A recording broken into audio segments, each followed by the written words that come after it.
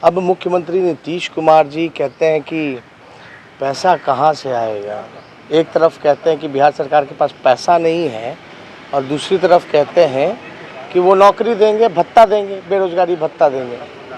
मतलब दोनों बात कह रहे हैं, क्लियर उनका स्टेटमेंट नहीं आ रहा।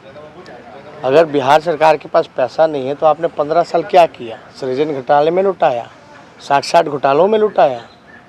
हम स्पष्ट रूप से कहना चाहते हैं कि बिहार का बजट, लोग हमसे सवाल पूछते हैं, मेरा दायित्व है लोगों को बताना कि 2,11,000 करोड़ का पिछले बार का बिहार सरकार का बजट था।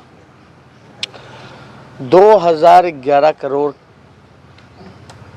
का जो बजट रहा, आप देखिएगा, आपके पास डॉक्यूमेंट निकाल के देखोगे, आरटीआई लगाओगे तो आपको जवाब मिलेगा कि बिहार सरकार जो 2 लाख करोड़ का जो बजट होता है उसमें से केवल 60% 60% ही बजट का खर्च कर पाती है, यानी 40% नहीं कर पाती है। और वो 40% अगर 2,11,000 करोड़ का अगर निकालोगे तो 80,000 करोड़ बचता है।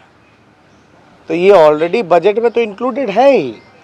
दूसरी बात, लोग बोलते हैं पैसा कहाँ से आएगा, तो सृजन घोटाला जैसा 60 महा घोटाले हुए हैं, लगभग आपका 30,000 करोड़ रुपया जो है बिहार के भ्रष्टाचार में, बड़े घोटालों में गया है। तो ये साफ बात है, जो भी आंकड़ा जो लोग दे रहे हैं 4.5 लाख तो खाली है, वो तो 2,11,000 करोड़ में है ही। लेकिन जो 5.5 लाख जो राष्ट्रीय औसत, आप क्या चाहते हैं कि हम पद ना भरें, डॉक्टर अस्पताल में डॉक्टर ना हो, इंजीनियर ना हो, कंपाउंडर नर्स ना हो, सिपाही ना हो? हमको अगर आगे बढ़ना है और ये सब पदें नहीं बढ़ी जाएंगी तो स्वास्थ्य सेवाएं कैसे सुधरेंगी? कैसे शिक्षा व्यवस्था कैसे सुधरेगी? सभाओं में लालू यादव भीड़ हो रही है और लालू यादव जिंदाबाद के नारे लग रहे हैं, उनकी झलझलाहट में दिख रहे हैं नीतीश कुमार। कल जिस तरह से उन्होंने कहा वोट नहीं करना मत करो, लेकिन यहाँ से जाओ, एक झुंझलाहट सी दिख रही है, सभाओं में देखा जा रहा है। लोग यही सवाल पूछ रहे हैं, नीतीश जी, दुख दर्द में आपने आँख चेहरा मोड़ लिया, मुंह मोड़ लिया, बाढ़ हो, कोरोना हो, तब तो आप हेलीकॉप्टर अपना नहीं चलाएं। अब वोट लेने के लिए आप आ रहे हैं। किस आधार पे आप वोट मांगने आए हैं?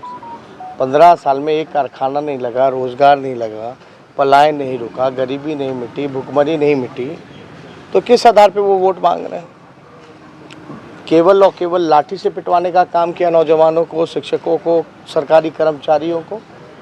और हमने ये भी कहा है कि नीतीश कुमार जी ने एक नोटिफिकेशन निकाला है, बीजेपी की सरकार ने, ये नोटिफिकेशन है कि भाई 50 साल की उम्र में सरकारी कर्मचारियों को रिटायर कर देंगे।